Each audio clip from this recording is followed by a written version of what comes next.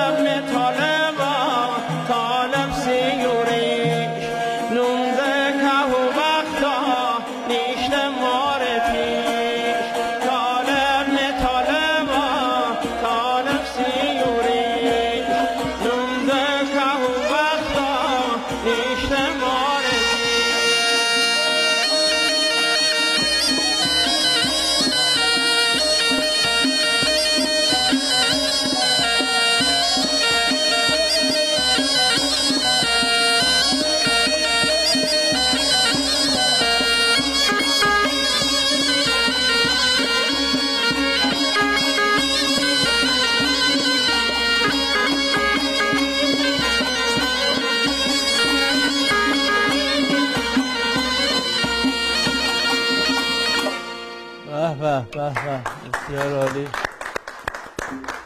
چقدر بد اینی که استاد علم‌باز چقدر خوب بخونسته و چه فضای خوبی امشو برای مازنشو بخش مازن حال ما ایجاد کرده. خانم بابام که بر اساس این نغمه و نوا ما جشنواره آوازی های موسیقی مازندران بیشتیمی یه بخشی رو همکارا آماده آوردن ببینیم که کی چی بخونسته و چی جوری بخونسته.